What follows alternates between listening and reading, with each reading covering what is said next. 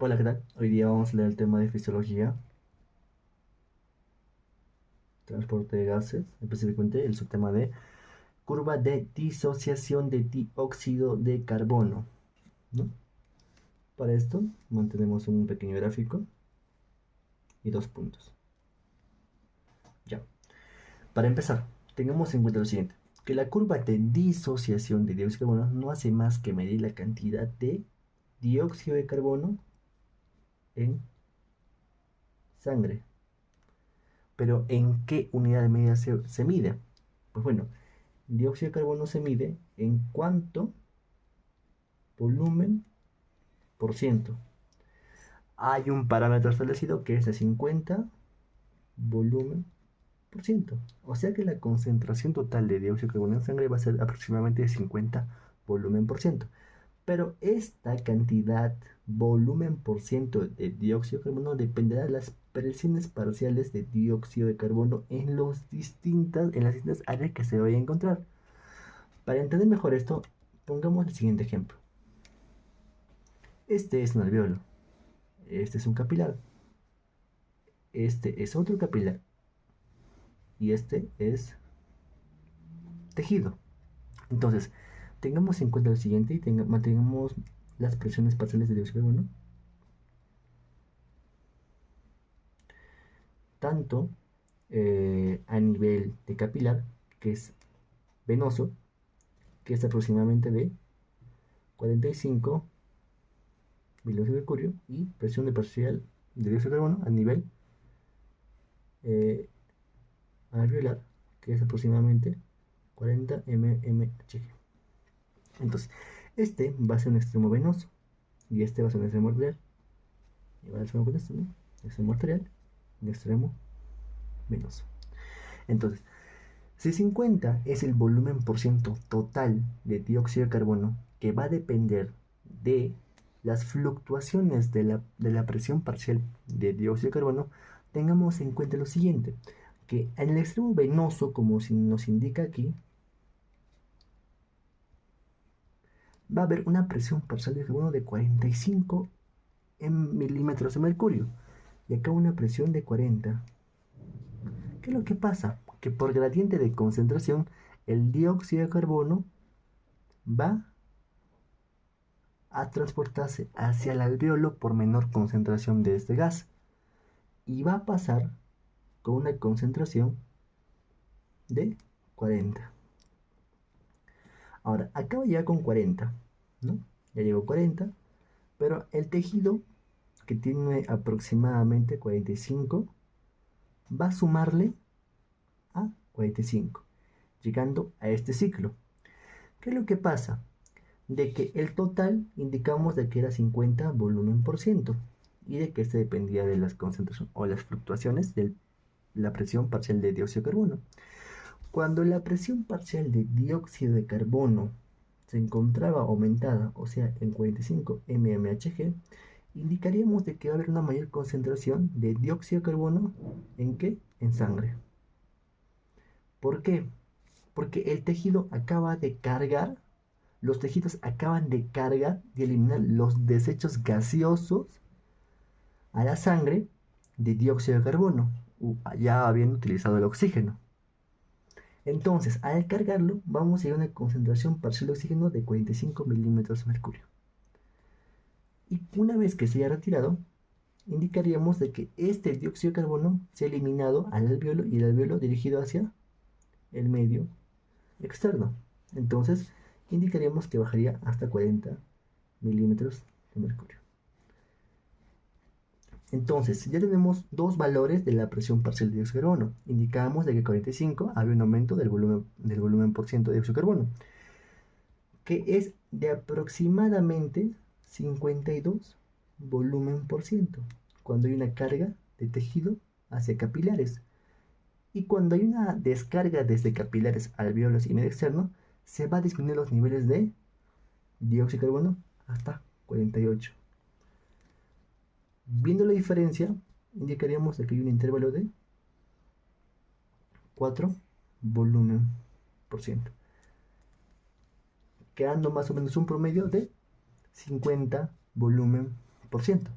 Entonces, como conclusión, indicaríamos de que el volumen por ciento de dióxido de carbono dependerá de las presiones parciales de este mismo. Y si es que este se encuentra elevado, eh, indicaría un aumento de este mismo.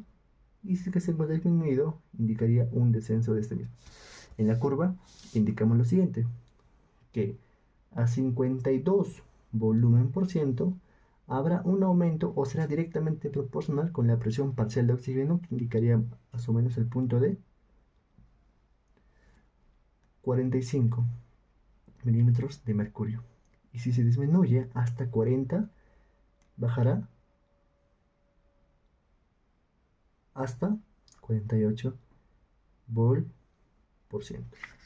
Entonces, el volumen por ciento de dióxido de carbono va a ser directamente proporcional a la presión parcial de oxígeno. Si la presión parcial de oxígeno aumenta, el volumen por ciento de dióxido de carbono también aumentará. Bueno, ahora vamos a hablar acerca del efecto Haldane. Anteriormente hemos mencionado el efecto Bohr, la curva de disociación de la hemoglobina con el oxígeno. Y cuando Bohr, la curva de disociación, se encontraba desviada hacia la derecha, indicábamos de que había una disrupción en la unión de la hemoglobina con el oxígeno, y esto se daba en procesos de aumento de temperatura, aumento de dióxido de carbono y aumento de hidrogenados, que también se podía traducir como disminución de pH o una acidificación. Cuando esto se desviaba hacia la izquierda, indicaríamos de que va a haber una mayor afinidad entre la hemoglobina y el oxígeno, pero esto se daba en procesos totalmente contrarios: disminución de la temperatura, disminución del dióxido de carbono y disminución de los hidrogenados, que también se traducía como un pH básico. Ahora, ¿qué es lo que nos explica el efecto Haldane? Que cuando nosotros tenemos un aumento del oxígeno asociado a hemoglobina, ¿qué es lo que va a dar? Una disrupción de la comunicación con el dióxido de carbono. O sea, cuando hay una mayor afinidad del oxígeno con la hemoglobina, va a haber va a traducirse como una discomunicación con el dióxido de carbono, haciendo de que éste se libere y se elimine. ¿Por dónde? Por las mismas vías aéreas, ¿verdad? Ahora, este proceso se daba mediante dos formas. La primera estaba dada que cuando la hemoglobina más oxígeno se juntaban, daban lugar a la disminución, perdón, al aumento de los iones hidrogenados, por tanto, a disminución del pH o a la acidificación. Por ende, al haber un entorno ácido, no va a haber una buena comunicación de el dióxido de carbono más la hemoglobina, impidiendo la formación de la carbahemoglobina. La segunda, que es un poco más larga, traducíamos lo siguiente, de que al haber un aumento de los iones hidrogenados, como indicábamos anteriormente, este se va a fusionar con el bicarbonato. Entonces, si tú le sumas un ion hidrogenado al bicarbonato, te va a dar como resultado al ácido carbónico. Y el ácido carbónico se te disocia en dióxido de carbono y en agua. El dióxido de carbono aumentado y con la acidificación que le impide comunicarse con la hemoglobina, también se va a eliminar. O sea, aumenta su eliminación. Entonces, un aumento de la acción del oxígeno con la hemoglobina aumenta la acidificación, o sea, aumenta los iones hidrogenados y provoca una mayor eliminación de dióxido de carbono. Esto va a coadyuvar al proceso de la curva de disociación de dióxido de carbono, ya que indicamos de que el promedio era aproximadamente 50 volt por ciento, pero este disminuía hasta aproximadamente 48 volt por ciento debido a que estos dos procesos, indicando este primero y este el segundo, coadyuvaban a de que la cantidad de volumen por ciento de dióxido de carbono disminuyeran debido a que se encontraba, debido a que el bicarbonato se transforma en ácido carbónico y luego en dióxido de carbono, luego para su eliminación, formara mayor cantidad de dióxido de carbono de derivados para disminuir o elevar su eliminación. Ahora, acá hay un cuadro que nos manifiesta el Guyton, que es el siguiente. Acá maneja dos estándares. Acá maneja la presión parcial de dióxido de carbono, que está, y acá vamos a manejar el volumen por ciento.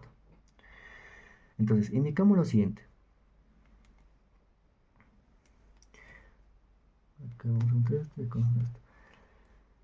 Cuando nosotros tenemos una presión parcial de oxígeno aproximadamente de 40 y una presión parcial de oxígeno aproximadamente de 100, indicamos lo siguiente, que cuando hay una menor afinidad del oxígeno con la hemoglobina, porque hay una presión parcial de oxígeno de 40, cuando es menor la afinidad, va a ser mayor la concentración de dióxido de carbono. Por ende, este se encuentra elevado y mantiene comunicación con una elevada cantidad de volumen por ciento, aproximadamente de 52. Entonces aquí indicaríamos que estaría hasta 52 volumen por ciento a una presión de 45 mmHg, ¿verdad? Pero cuando había una comunicación o un aumento de oxígeno por la ventilación, había una mayor afinidad, porque de por sí la hemoglobina tiene mayor afinidad gracias a los iones de hierro a la hemoglobina. Va a haber una disrupción de la comunicación del dióxido de carbono con la hemoglobina. Entonces, al haber una mayor afinidad, va a haber una menor concentración de dióxido de carbono. Por ende, indicaríamos de que el volumen porcentual de dióxido de carbono disminuiría hasta 48, como indicamos aquí, por ciento, a una presión parcial de dióxido de carbono de 40.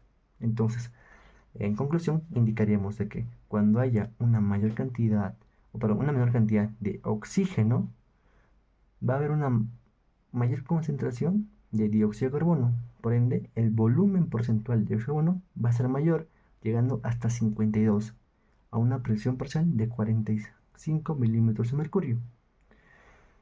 Y cuando la presión parcial de oxígeno aumentaba la afinidad, por ende disminuía la concentración de dióxido de carbono por los métodos que indicamos o por las formas que indicamos, y disminuía el volumen porcentual a una menor concentración de presión parcial de dióxido de carbono. Listo.